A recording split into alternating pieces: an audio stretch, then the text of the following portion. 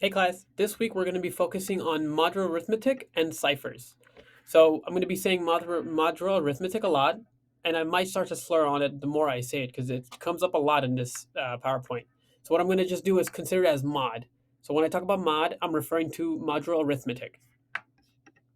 Perfect. So the objectives here that we're going to be discussing in this week's PowerPoint is understanding how mod works and what it applies to the real world of cryptography. And then we're actually going to go on and talk about ciphers and all the different examples that I'll put there too. So an example of it may just be substitution cipher and how it applies to the real world of coding. Cool. So let's do an introduction to mod. So mod is actually one of the more fundamental ideas within cryptography. It actually helps us understand cryptography, and it's one of the more um, well-known concepts. And actually, it is advised that we learn about mod before we actually dive deep into the bigger meat concepts of cryptography. Um, so modular arithmetic is a mathematical concept that may seem abstract and theoretical at first, but is far from it. Uh, but it has its applications within computer science, including computer graphics, algorithms, um, in different courses within future courses within cryptography. But the basic idea is that the number starts over after reaching a certain value. This is considered a wraparound effect, similar to what happens when the clock strikes at 12. So it usually goes from 12, it doesn't go to 13, it goes to 1 o'clock. In mod, we use the notion A is congruent to B with respect to mod n to denote that A is congruent to B uh, module n to module n. This expression means that the difference between A and B is an integral multiple of n. To illustrate this concept, we will look at this example of 14 is congruent to 2 module 12, which basically just means that 14 minus 2 equals 12, which is a multiple of 12. So actually, let's go through some more practice of it so we get the concept of it. So here are a few examples of modular arithmetic that can help us make this concept just a little more clear. In this first example, we have 14 congruent to 2, module 12. Here we'll take 14 and we'll actually minus 2, which gives us 12, which is indeed the multiple of 12, as we reviewed before. So the next example is 18 congruent to 0, module 6. In this case, 18 minus 0 equals 18, which actually makes it a multiple of 6. In this final example, we'll actually look at 25 minus 1, which is 24, which then becomes a multiple of 4. So how does this actually work in the real world? So let's actually look at this a little more in depth. So modular arithmetic is not just a theoretical concept as I mentioned, but it has specific applications, in particular into cryptography. So different algorithms that we'll learn later on helps us actually in has their fundamentals from modular arithmetic or mod. As I said, I'll keep slurring on this, but mod. In fact, without mod, these concepts in cryptography wouldn't actually exist, and they couldn't even function without it. So what we're gonna do now is actually do a practice quiz. Um, just for these, I say heavily take notes on this. You may see similar questions on quiz one that is going to be coming in a few weeks. So pay attention to these. It'll help in the future. So let's look at this first one here. So which of the following statement is true? Is 20 congruent to 4 mod 8? Is 27 congruent to 5 module 11? Is 35 congruent to 3 module 7? And is 18 congruent to 2 module 4?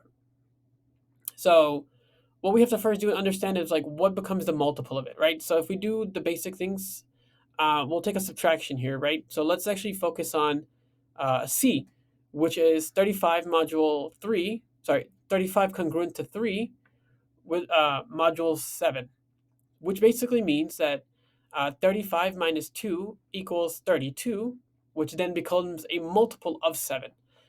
So that statement is true. All the other options actually don't follow that same one, so which will make it untrue. Cool. Now let's think about this. So in the RSA algorithm, as I mentioned before, why is modular arithmetic important? Take a moment, think about this. Perfect. So a couple options we have here. It allows the generation of public and private keys. Sounds a little right, enables the security key exchange, and it helps create digital signatures, or all of the above. I believe is all of the above. Cool. So here's a pulse check. Next, we're going to be talking about ciphers, which is actually going to take the most of this PowerPoint. And what ciphers are is actually defined as the types of cryptography algorithms that are used the same key for both encryptions and decryptions. In simple terms, the sender and the receiver both use the same secret key to transform plain text into ciphers and back again. So, advanced encryption standards (AES) widely uses cinematic um, ciphers that use block of size 128 bits and various key sizes from 128, 192, and 256 bit. This is commonly used inside banks, emails, and file encryptions. So next, we're going to be looking at one of the more famous ciphers called the substitution cipher. And this one is my particularly favorite because it's fun. If you have the key, these things are relatively easy to kind of figure out. So the definition of the substitution cipher is a secret code that you can use to keep your message private. So think of like kind of if you had a conversation between you and your friend, but you had specific terminology or lingo of what certain things mean. That's a substitution cipher, right? If you knew that certain words meant something else versus its actual meaning, think of that as a substitution cipher, something that you and a friend knows based on prior experience or a certain key. So it's pretty cool. So you just replace in this situation here, we're just replacing letters that we have the key with the encryption that we can actually encrypt a specific uh, you know array of letters, and we can actually decrypt it back and forth. This actually works if you want to do words and stuff, but for this example, we'll stick to something just pretty similar or pretty simple here. So actually, let's look at here. So we understand on the left side in the table what this means is that um, anytime you see the letter A, you'll substitute it with C. Anytime you see B, with W, C, N, D, Q, and so on and so forth. So if we took this example here, if we're trying to encrypt, if we're trying to encrypt the term ACED, what would that be? Take a moment, just think about it. Um, these kind of questions are going to be on the quiz one. So really take a moment and think about this. Perfect. If you took that moment and paused the video to think about it, what this actually turns out to be is CNQ0. Sorry, CNQ0. Let me see if I can actually write this in. Bear with me. So A is actually C, right? So we understand that much. So we understand it's C. We understand that C is N. Put an N here. We understand that D is Q. And we understand that E is, I keep saying 0, but it's O, like the letter O. And now, if we want to decrypt it, if you had this as the actual decryption text, we would then revert back to here. So we understood that C, if we're decrypting, C is A. We understand that N is, where's N? N is C. We understand that Q is D. And then we understand that we understand that O is E. So pretty straightforward. Substitution ciphers are pretty self-explanatory as long as you have a key. And if you're trying to have, a private message, usually both parties have the same key involved here. Okay, perfect. Let's go on to the next example. So another quiz question here that might be similar to something you see on the exam or on the quiz. So what would we do if we had this example here, right? We had ZCBAB. Sorry, ZCDAB. What would that turn into? Take a moment and think about it. Okay, perfect. So let's see what it is, right? So this is pretty simple here. So we have equals Z. What is Z here? Z is A. Okay, Z is A. C over here is N. We have D as in Q. We have A for C. And then we have B for W. So if I ask this question on the quiz, I give you a series of letters, and I've asked you to, I'll ask you to either encrypt or decrypt based on the table. So usually this will be, your normal text here, and then this will be the substitution here. But I'll specify more on the actual quiz. But that's how you would solve this kind of question here. So pretty straightforward as long as you have a table. Ooh, let me erase that right here. And again here, so I won't go over this one, but same concept here. So if you had this as an encryption, you would just follow a table to make sure that you get it. Again, pretty straightforward as long as you have a table. Cool. This is a question we haven't reviewed just yet, but this is kind of one that I'm just curious if you know right on top of your head. What is the most common letter in English text? Right? Do you commonly see the letter X? Do you commonly see the letter M, E, or L? So the most common most common letter in the English language is actually. Let me go back. So it's actually E right here. So it would be E. You may or may not see this on the quiz. Just as kind of a fair warning. But I'll actually have a slide to explain this. Okay, let's get past here. I have another pulse check just to breathe. Give yourself a second to drink some water or something. There's a lot of information, and we only have a couple more slides. Cool. So why did I ask that question? Right? Why was it so important that you knew that the most common letter in E is what? Why did you need to know that the most common letter in the English language is E? And that's actually because in the substitution cipher, it is easily able to be broken. Why? It's because the letter E is so common, and that it actually appears about 12.7% of the time in the actual English dictionary. And the second one, that's actually the most common, second common letter is T. And why is this important? Right? If a hacker knows that your cipher probably might have the letter E, it has a higher chance of actually figuring out your cipher and breaking it, and understanding that T is the second common letter. They have a fair chance in this. So it is always important to actually diversify your cipher text, um, just so you don't fall into these pitfalls. But normally, substitution ciphers are pretty easily broken. Um, and there are some methods that we can actually discuss. But in some ways, a lot of letters are frequently used. So if the attacker knows that the word is the appears in your plaintext, they can look at the three letters sequence and actually figure out some more um, some more letters within your ciphertext, within your ciphers.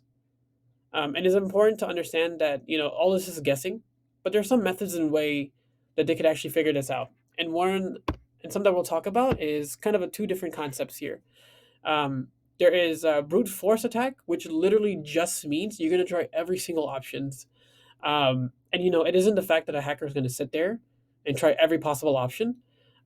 They have bots to do that now, right? And they'll run queries and run code to just look for every single possible way that you may have your cipher. So it is important to be very mindful and create something that is more complex rather than having a four letter cipher, four-letter encryption. And there's other ways to do it too, right? So we have cryptanalysis, right? So analyzing the structure and the mathematical properties. This may be used for more complex encryptions, but the cipher is to uncover the weakness or vulnerability that can be exploited to break the encryption. It requires more deep understanding of mathematical functionality and cryptography. But never go for just trying every single possibility. Cool. So we have another thing called the Caesar cipher.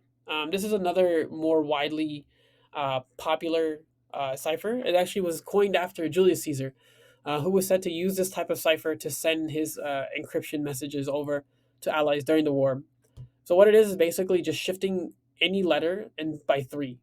So in this example here, we have the key on the left. So if you had the letter A, you're going to shift over to here. Let me actually share. Ooh, go back. So if we had the letter A, 3 letters later you have D. Same with B, E, C, F, D, G, and it just so on and so forth, right? So if you had any letter, you just shifted by 3. So now let me actually go in, kind of give an example here, right? So if we had this encryption here, we had C, D, E, F. What does that mean? If I ask this on the quiz, how do you answer this question? So let's look at this tool right here. Or let's look at this key right here on the left. So if it's C, we understand that 3 letters later, it's F. So F. We have D. We understand that is G. If we have E, we understand that it is H. And if we had F, we have it as I. A question that I may ask on the quiz is, I'll give you an encryption and I'll say use Caesar cipher to answer this.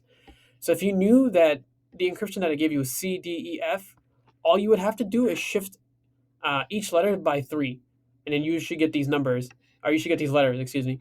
So I may not give you this key over here. I actually might just say use Caesar cipher to figure out this encryption. So you may not have a key at all. So just understand that the Caesar cipher is done by just shifting by 3. So next, we're going to be talking about Wiener cipher.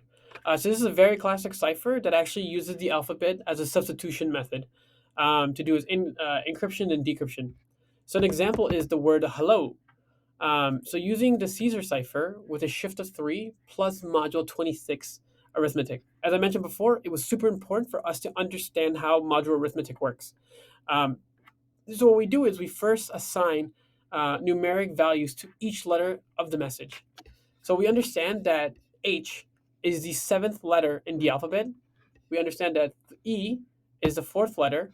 L and L are 11, and O is 14, right? So just simply like A, B, C, D, E, right? So I know we have 5, but subtract 1, right? So it will be A, B, C, D, E minus 1, 4. So next, if I said here, right, I said that if we're using the Caesar cipher, which is a shift of 3, so then what happens here is that we will take H plus 3, which equals now 10, E plus 7 equals 7, L plus 3 equals 14, and then L plus 3 again equals 14, and then O plus 3 equals 17. So now the new encryption, now the new encrypted message is actually KHOOR. And if you want to revert that, right, all you have to do is understand how this was done, right? So we understand that we use Caesar cipher, so we shifted by 3, and we did module 26. So then that reads it backwards. The encryption is K, so we have K here. So, and we're going to take that, and we minus 3, so it brings us to here, equals to 7. Same thing with H. H minus 3 equals 4. 0 minus 3, or O minus 3 equals 11. O minus 3 equals 11. R minus 3 equals 14. And if you decrypt that, it actually goes back to hello. So let's see what an example of this looks like. So suppose that we have an encryption, and let's call this encryption message Kobe. We understand that Kobe uses the Caesar cipher, so it was a shift of 3 with module 26 arithmetic. So what does the encryption actually look like? So we understand that if we actually took out the word Kobe and we broke it down between KOBE, we understand that K would equal the number 10, O would be 14, B would be 1, and E would be 4. Remember, take all of them, count them out or put them down, minus 1. So what you would get is 10, 14, 1, and 4. And then, so using the Caesar cipher by shifting 3, we would take that, we would have k plus 3 equals, in this new case, n. O plus 3, the new letter would be R. B plus 3, the new letter would be E, and then E plus 3 equals H. So if we took that out, the new encryption should actually be NREH, which should be letter D. Perfect. And then, so the summary of this PowerPoint for this week is actually, we covered a whole different things. We actually talked about modular arithmetic and why it was important to cryptography, some applications of it. Additionally, we looked at different ciphers, and it's kind of the more common ciphers, substitution ciphers, um, and we had some examples of it as well. I understand that these are very complicated concepts, and I'm, in any way possible, if I can try to make it more simplify it, I will. I will say this, that for this week's, I know it's a little more tricky in actually using more mathematics and trying to explain it. Although the weeks following, so week 3 and then actually more so following, will be more on the concept based, and more of how these concepts actually relate to cryptography. So please let me know if you have any questions, and actually if you need more problems to work on before quiz 1, which is at the end of week 3. Let me know.